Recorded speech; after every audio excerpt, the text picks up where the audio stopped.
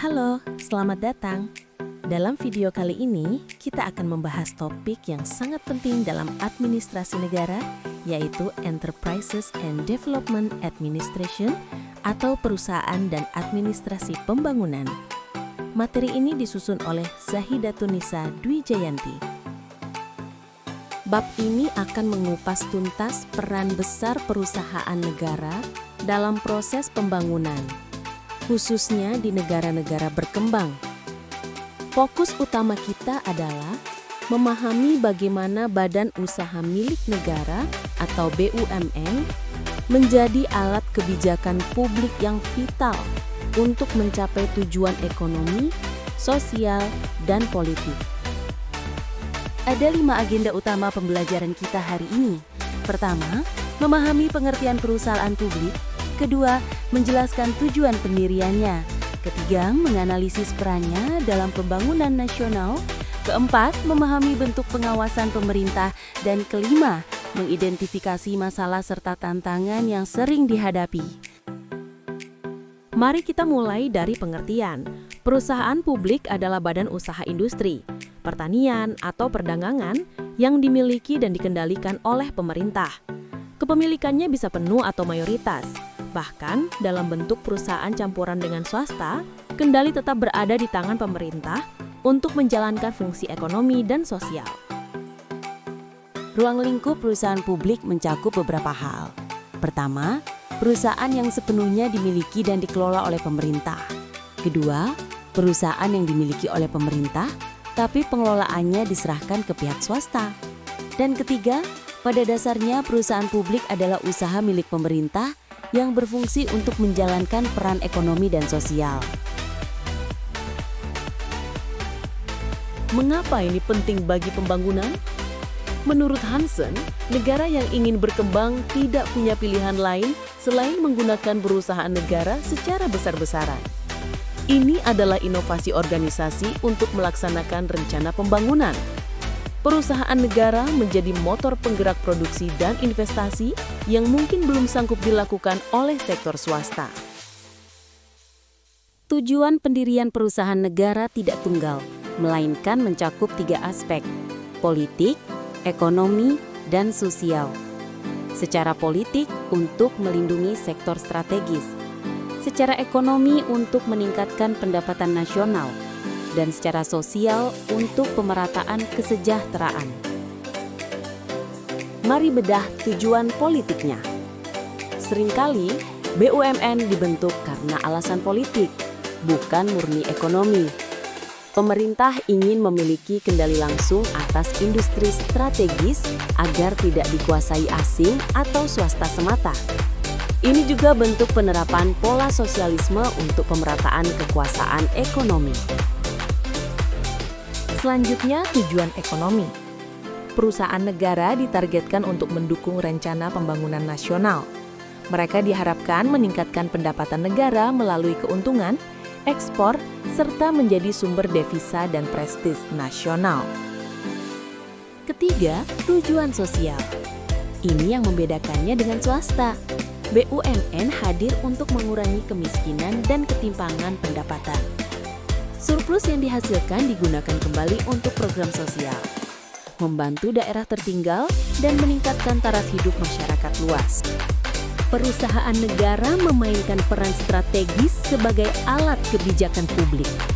Peran utamanya meliputi pembangunan infrastruktur, penyediaan pendapatan pemerintah, mobilisasi tenaga kerja, dan pelaksanaan kebijakan sosial.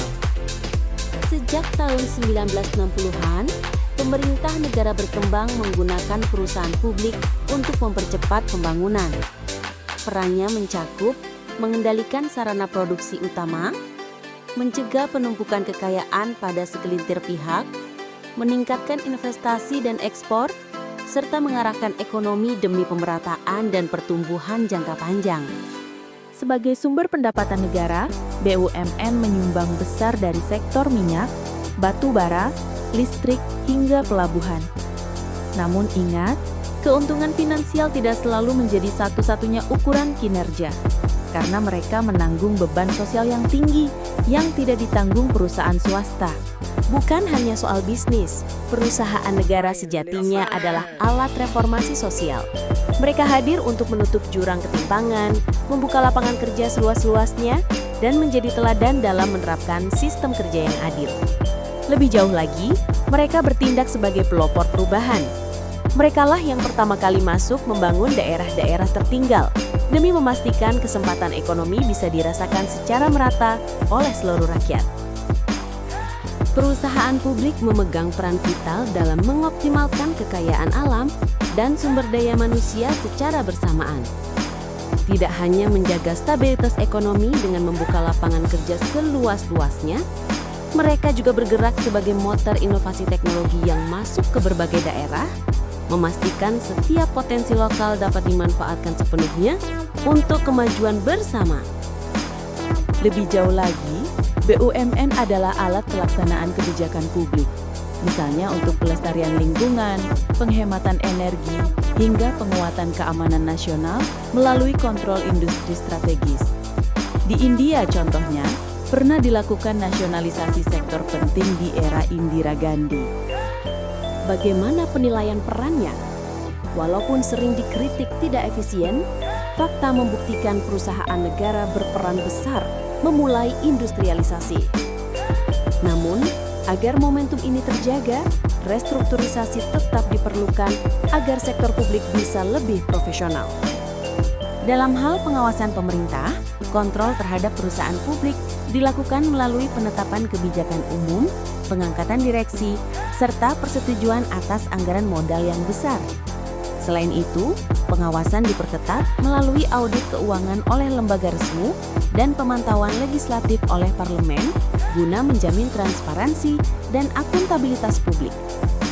BUMN sering menghadapi masalah. Ada masalah umum seperti efisiensi rendah dan intervensi politik. Ada juga masalah khusus seperti kesalahan perencanaan lokasi proyek. Hal ini membuat banyak BUMN tidak beroperasi sesuai potensi maksimalnya. Masalah pertama adalah ketidakjelasan tujuan. BUMN sering bingung karena mengejar banyak sasaran sekaligus. Harus untung tapi harus sosial. Akibatnya efisiensi rendah, ditambah lagi penggunaan teknologi yang seringkali sudah ketinggalan zaman. Berbeda dengan swasta yang dipimpin wirausahawan, BUMN sering dikelola oleh birokrat yang kurang pengalaman bisnis. Terkadang kurangnya motivasi, rasa nasionalisme, dan etika profesional di kalangan pegawai juga menghambat produktivitas. Masalah personalia juga krusial. Nepotisme, titipan politik, dan kelebihan tenaga kerja atau overstaffing adalah penyakit umum. Budaya kerja birokratis yang kaku membuat kinerja menjadi lambat dan sulit diubah. Masalah keuangan. Banyak BUMN mengalami kesulitan karena overkapitalisasi, biaya tinggi, dan kebijakan harga yang tidak realistis, terlalu murah demi sosial, penganggaran dan akuntansi yang tidak efisien. Selain itu, hubungan buruk dengan tenaga kerja menimbulkan pemogokan dan kerugian besar. Terakhir, masalah akuntabilitas. BUMN dibiayai uang publik tapi akuntabilitasnya masih lemah. Menteri bertanggung jawab ke parlemen, tapi manajemen sering tidak sadar tanggung jawabnya kepada masyarakat. Perlu sistem gaji dan pelatihan yang adil, serta pembebasan dari pengaruh politik, agar manajemen lebih profesional dan bertanggung jawab. Kesimpulan sementara, BUMN vital untuk mengendalikan sektor strategis dan pemerataan. Namun, efisiensi rendah dan campur tangan politik adalah hambatan utama. Solusinya, reformasi dan profesionalisme mutlak diperlukan. Mari kita terapkan teori tadi pada kasus nyata, restrukturisasi PT Garuda Indonesia. Sebagai BUMN penerbangan, Garuda sempat mengalami krisis besar akibat kerugian finansial, manajemen tidak efisien, dan intervensi politik. Beban utang tinggi dan kurangnya inovasi membuat Garuda sulit bersaing. Kondisi ini mencerminkan dilema klasik BUMN, harus mencari untung, fungsi ekonomi, tapi juga harus melayani rute perintis, fungsi sosial. Beban utang tinggi dan kurangnya inovasi membuat Garuda sulit bersaing. Kondisi ini mencerminkan dilema klasik BUMN, harus mencari untung, fungsi ekonomi, tapi juga harus melayani rute perintis, fungsi sosial. Rekomendasi solusinya: 1. Profesionalisasi manajemen. Pilih direksi berdasarkan kompetensi, bukan politik. 2. Perjelas tujuan perusahaan. 3. Pengawasan transparan. 4. Restrukturisasi finansial seperti renegosiasi utang dan efisiensi pegawai. Dari kasus tersebut, saya merancang sebuah mini project berjudul Meningkatkan Efisiensi dan Akuntabilitas Perusahaan Publik dalam Pembangunan Nasional. Studi kasus BUMN sektor transportasi. Latar belakang proyek ini adalah perusahaan publik atau BUMN memiliki peran penting dalam pembangunan nasional, terutama di negara berkembang seperti Indonesia. Dalam teori yang dijelaskan Phoebe Radford, perusahaan publik dibentuk bukan hanya untuk mencari keuntungan, tapi juga sebagai alat sosial dan politik untuk mewujudkan kesejahteraan rakyat. Namun, pada praktiknya, banyak perusahaan publik di Indonesia menghadapi berbagai tantangan seperti inefisiensi manajemen, campur tangan politik, serta lemahnya akuntabilitas dan transparansi. Kondisi ini membuat kinerja BUMN seringkali belum maksimal dalam mendukung tujuan pembangunan. Masalah ini menjadi menarik untuk dikaji, karena sesuai dengan teori dalam buku Radhop yang menyoroti ketidakseimbangan antara tujuan politik, ekonomi, dan sosial dalam perusahaan publik. Untuk rumusan masalah, kami berangkat dari kegelisahan mengenai rendahnya efisiensi dan akuntabilitas. Kami ingin menggali kenapa sih performa perusahaan publik di Indonesia dalam aspek ini masih belum optimal, dengan menguji relevansi teori Phoebe Radford. Apakah teori development administration beliau relevan untuk membedah kasus ini? Dan yang tak kalah penting, kami ingin merumuskan strategi efektivitas BUMN, mencari solusi konkret agar perusahaan publik lebih berdaya guna bagi pembangunan negara. Tujuan proyek ini pun dibagi menjadi 3 langkah. Melakukan analisis peran dan tantangan yang dihadapi perusahaan publik saat ini, melakukan penerapan teori pada masalah nyata, dan goals akhirnya adalah memberikan rekomendasi strategis berorientasi publik. Manfaat proyek ini ditujukan bagi mahasiswa untuk pemahaman teori, bagi pemerintah sebagai bahan pertimbangan kebijakan, dan bagi masyarakat untuk memahami pentingnya BUMN yang sehat. Masalah spesifik yang akan dikaji meliputi campur tangan politik, kelebihan tenaga kerja, keputusan bisnis yang tidak profesional, serta ketidakseimbangan misi sosial dan profit.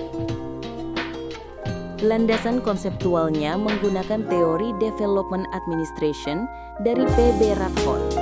Teori ini mengingatkan bahwa BUMN akan gagal jika tujuan tidak seimbang, efisiensi diabaikan, dan campur tangan politik terlalu besar. Metode yang kami gunakan adalah kualitatif deskriptif. Prosesnya dimulai dari membedah teori Radford, lalu mengujinya dengan kasus nyata Garuda Indonesia, hingga akhirnya merumuskan rekomendasi solusi. Dari sini, muncul analisis awal yang menarik. Masalah di lapangan, seperti struktur yang terlalu birokratis, kepemimpinan yang kurang profesional, dan minimnya akuntabilitas, ternyata sangat relevan dan memvalidasi peringatan yang ada dalam teori tersebut. Solusi awal yang ditawarkan: 1. Kepemimpinan berbasis kompetensi. 2. Reformasi birokrasi organisasi. 3. Sistem pelaporan terbuka atau akuntabilitas. 4. Pemisahan tegas antara tujuan sosial dan ekonomi.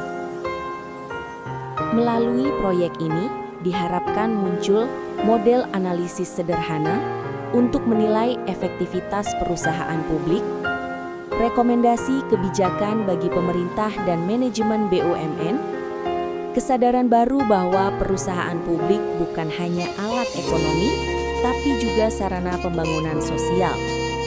Kesimpulan, rancangan mini project ini bertujuan menghubungkan teori dari Radhot dengan kenyataan di lapangan. Kasus BUMN seperti Garuda Indonesia membuktikan bahwa teori Development Administration tetap relevan sampai sekarang. Sebagai penutup, inilah refleksi pribadi saya. Saya memimpikan pemimpin yang fokus pada kesejahteraan bangsa, bukan kekuasaan. BUMN yang efisien dan berpihak pada rakyat. Pemerintahan yang bersih dari kepentingan politik sempit. Mimpi besar saya adalah menjadikan Indonesia maju, mandiri, dan sejahtera. Referensi materi ini diambil dari karya PB Radhut, Laporan Kinerja BUMN, Laporan Garuda Indonesia, serta Undang-Undang BUMN. Terima kasih sudah menyimak dengan baik. Semoga video ini bermanfaat ya.